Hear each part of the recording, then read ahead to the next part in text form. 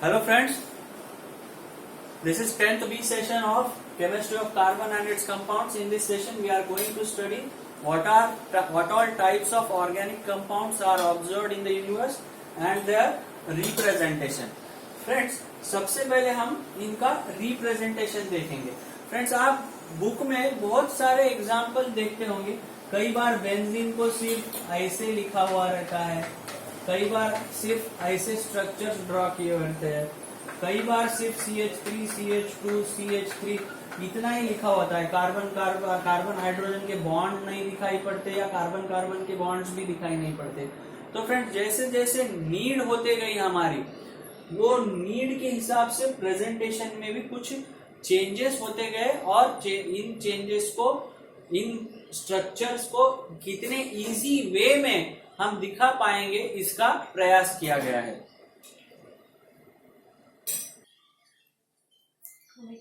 कई बार फ्रेंड्स आपको just C6H6 इसी तरह से बेंजीन लिखा हुआ दिखेगा. तो ये सब नोटेशंस के वेज है. ओवर द टाइम इसमें एडवांसमेंट्स होते गए और सबसे एंड में आया bond line thanks to Kekule sir. सबसे इजीएस्ट वे ऑफ रिप्रेजेंटेशन अगर कुछ है तो ये है.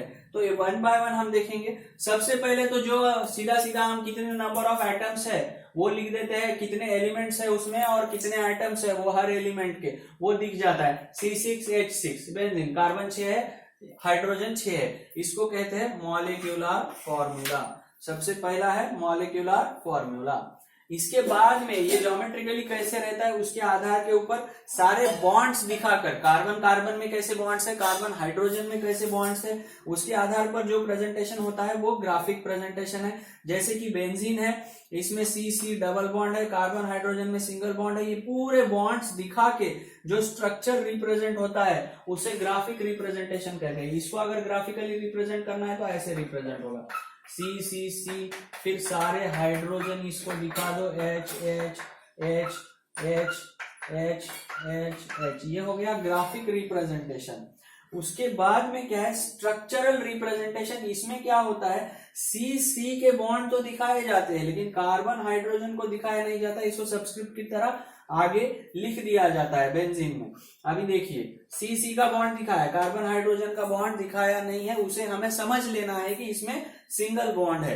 अगर मान लो प्रोपेन है, CH3, CH2, CH3, सिर्फ कार्बन और कार्बन का बॉन्ड दिखाया, H को सीधा आके लिख दिया. ये हो गया स्ट्रक्चरल फॉर्मूला. अभी तक 3 देखा है. मॉलिक्यूलर फॉर्मूला, जितने नंबर ऑफ एटम्स है डिफरेंट एलिमेंट्स के सीधे सीधे लिख दिए. ग्राफिकल है, कार्बन हाइड्रोजन सारे बॉन्ड दिखा के इसको प्रेजेंट किया है. स्ट्रक्चरल फॉर्मूला में कार्बन बॉन्ड्स दिखाया, हाइड्रोजन के बॉन्ड दिखाए नहीं है, वो समझ लेना है. बाद में स्ट्रक्चरल को कंडेंस्ड स्ट्रक्चरल फॉर्मूला कर दिया. इसमें क्या करते हैं हम लोग, कोई भी सिंगल बॉन्ड नहीं दिखाते हैं, ना ही कार्बन का, ना ही कार्बन हाइड्रोजन का. सिर्फ मल्टीपल बॉन्ड जो कार्बन में है वही दिखाए जाते हैं. CH3, CH double bond, CH2, जिस तरह से इसे दिखाया है. ये कंडेंस्ड स्ट्रक्चरल फॉर्मूला. अगर प्रोपेन में देखोगे तो कोई भी बॉन्ड इधर दिखाया नहीं, सीधा लिख दिया है. इसीलिए इसको कंडेंस्ड स्ट्रक्चरल करते हैं. कोई भी बॉन्ड नहीं है, सिर्फ मल्टीपल बॉन्ड्स अगर कुछ है तो दिखाए हुए है. बाद में और आगे जाके पता चला कि अगर हमको आइटम्स की वैलेंसी पता है तो ये सब कार्बन हाइड्रोजन दिखाने की जरूरत ही नहीं है. इट इज अंडरस्टूड दैट कि एंड में अगर कार्बन है तो उसको 3 हाइड्रोजन ही अटैच रहेंगे, अगर इधर सिंगल बॉन्ड है तो. इसके आधार पर bond line angle, bond line presentation का जन्म हुआ थैंक्स टू केकुले सर. इसमें क्या होता है, सिर्फ लाइंस और एंगल्स दिखते हैं. इसको बॉन्ड लाइन को लाइन एंगल भी कहते हैं. जिधर जिधर ऐसे एंगल रहता है, इधर एक कार्बन एटम रहता है, टर्मिनल में भी कार्बन एटम रहता है. मान लो इसको मैंने ऐसे ड्रॉ किया तो इधर एक कार्बन एटम है, इधर एक कार्बन एटम है, इधर एक कार्बन एटम है, इधर एक कार्बन है, इधर एक कार्बन है, इधर एक कार्बन है, इधर एक कार्बन है. अगर कोई मल्टीपल बॉन्ड रहता है तो उसको इस तरह से दिखा दिया जाता है. तो फ्रेंड्स, अभी इधर कार्बन है, इस कार्बन में सिंगल बॉन्ड है, कार्बन की वैलेंसी 4 है. तो ये अंडरस्टूड है कि इधर हाइड्रोजन के 2 एटम्स लगे हुए हैं. इस तरह से कार्बन की वैलेंसी 4 पूरी हो रही है.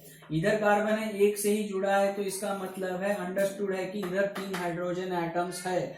इधर कार्बन एटम है 1 2 3, मतलब इधर एक हाइड्रोजन अनसेटिस्फाई करेगा, ये अंडरस्टूड है. इधर 2 है इधर 2 बॉन्ड्स है, इधर एक कार्बन प्रेजेंट है, इसका मतलब इधर और 2 हाइड्रोजन्स प्रेजेंट है। ये अंडरस्टूड है, ये बॉन्ड लाइन की पावर है कि कितने भी बड़े मॉलिक्यूल को हम इजी वे में प्रेजेंट कर सकते हैं। ये बेंजीन का रिप्रेजेंटेशन है। इधर कार्बन है, हर एंगल पे एक कार्बन रहता है, उस एंगल पे कार्बन की वैलेंसी हमें कंप्लीट हुई सो एज्यूम करनी है। अगर इधर 3 बॉन्ड है तो इधर एक हाइड्रोजन रहेगा, इस कार्बन के ऊपर भी 3 बॉन्ड है, इधर एक हाइड्रोजन, हर जगह पे एक एक हाइड्रोजन रहेगा। ये अंडरस्टूड है, दिखाते नहीं है। मान लो इतना लंबा मॉलिक्यूल भी है तो इसमें कितने कार्बन एटम है? 1 2 3 4 5 6 7 8 9 10 11 12 13 कार्बन एटम्स है दोस्तों इसमें। तो फ्रेंड्स, जैसा कि अभी हमने देखा कि किस तरह से मॉलिक्यूल्स का रिप्रेजेंटेशन होता है ऑर्गेनिक कंपाउंड्स का, अभी हम देखेंगे कि कितने टाइप्स के ऑर्गेनिक कंपाउंड्स हमें ऑब्जर्व होते हैं यूनिवर्स में। सबसे पहले तो फ्रेंड्स हम एग्जांपल्स को देखेंगे। ये कैसा है? एक लीनियर मॉलिक्यूल है ब्यूटेन, इसको हम कितना भी लंबा डाल सकते हैं। अभी के हम बॉन्ड एंगल लाइन एंगल को अगर प्रेजेंट करेंगे, ये कितना भी बड़ा एटम रहने दो, लीनियर एटम्स या फिर ब्रांच्ड एटम्स, तो ये सारे जो है इनको ओपन चेन, किधर भी चेन रिंग बनी है क्या इसमें? नहीं, स्ट्रेट मॉलिक्यूल्स है, चेन इनकी लंबी लंबी है लेकिन रिंग किधर भी नहीं है। कुछ कंपाउंड्स हमको साइक्लोहेक्सेन, साइक्लोप्रोपेन, साइक्लोब्यूटेन ऐसे भी पाए जाते हैं। कुछ इनमें कुछ डबल बॉन्ड दिख रहा है क्या? नहीं। कुछ कंपाउंड्स है जिनमें डबल बॉन्ड्स है ऑल्टरनेट, कुछ कंपाउंड्स है जिसमें कार्बन हाइड्रोजन के अलावा ऑक्सीजन नाइट्रोजन जैसे अदर एलिमेंट्स भी है। तो इसके आधार पर ऑर्गेनिक कंपाउंड्स को फ्रेंड्स क्लासिफाई किया है। एक तो अगर वो रिंग वाले हैं तो इनको साइक्लिक और रिंग कंपाउंड्स कहते हैं, अगर रिंग वाले नहीं है तो एलिफैटिक कंपाउंड्स या ओपन चेन और असाइक्लिक कंपाउंड्स कहते हैं। सबसे ज्यादा यूज में वर्ड ये रहता है friends, aliphatic compounds. Aliphatic compounds, aromatic compounds आप ज्यादा से ज्यादा केमिस्ट्री में सुनोगे। तो ये जो लॉन्ग चेन वाले बिना रिंग वाले स्ट्रक्चर्स जो रहते हैं ये एलिफैटिक रहते हैं, किधर भी रिंग नहीं बनती है। कार्बन कार्बन में सिंगल बॉन्ड रहेगा, डबल बॉन्ड रहेगा या फिर ब्रांचिंग रहेगी, मतलब ये CH2 की जगह पे इधर ऐसे CH3 रहेगा, इधर भी H की जगह पे इधर 2 और सब्स्टिट्यूएंट्स रहेंगे। तो इस तरह से स्ट्रेट चेन और ब्रांच चेन, सैचुरेटेड और अनसैचुरेटेड कंपाउंड्स रहेंगे। जिसमें भी दोस्तों डबल बॉन्ड रहेगा वो अनसैचुरेटेड कंपाउंड हाइड्रोकार्बन रहेगा, और सारे सिंगल बॉन्ड रहेंगे तो वो सैचुरेटेड हाइड्रोकार्बन रहेगा। हाइड्रोकार्बन यानी सिर्फ कार्बन और हाइड्रोजन कंटेनिंग कंपाउंड्स, जिसमें दूसरा कोई भी मॉलिक्यूल या दूसरा कोई भी एटम नहीं है, वो सारे क्या है? Saturated hydrocarbons and unsaturated hydrocarbons. Saturated में डबल बॉन्ड नहीं है, अनसैचुरेटेड में डबल या ट्रिपल बॉन्ड रहता है। जैसे कि ये क्या है? सैचुरेटेड है, CH2 double bond CH2, CH triple bond CH। ये क्या है? अनसैचुरेटेड हाइड्रोकार्बन है। अभी साइक्लिक की ओर बढ़ते हैं। साइक्लिक में भी 3 टाइप्स है दोस्तों, बेसिकली 2 टाइप्स है, कार्बोसाइक्लिक और हेट्रोसाइक्लिक। कार्बोसाइक्लिक में सिर्फ कार्बन और हाइड्रोजन ही रहता है, दूसरा कोई एलिमेंट इसमें नहीं रहता है। लेकिन हेट्रोसाइक्लिक में दूसरे भी कोई एलिमेंट्स रहते हैं। अभी कार्बोसाइक्लिक में भी 2 टाइप है, एक तो मल्टीपल बॉन्ड्स यानी डबल बॉन्ड्स रहेंगे या फिर नहीं रहेंगे। अगर डबल बॉन्ड्स, मल्टीपल बॉन्ड्स नहीं है तो उसे एलिसाइक्लिक कहते हैं।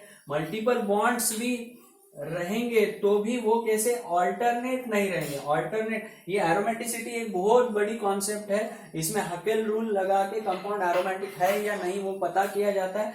At this point of time you just keep this in mind, the compounds which are having alternate double bonds in ring are called as aromatic structures। जैसे benzene है, aniline है, phenol है, ये सारे क्या? फिनॉल का स्ट्रक्चर ये है,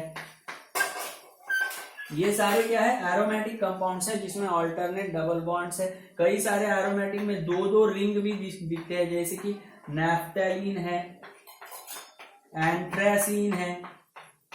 ये आपके पढ़ाई के लिए अभी नहीं है फ्रेंड्स, फिर भी आप जस्ट देख लो इसके स्ट्रक्चर्स कैसे होते हैं। एलिसाइक्लिक कंपाउंड्स में डबल बॉन्ड नहीं होते हैं, एरोमेटिक में अल्टरनेट डबल बॉन्ड्स होते हैं।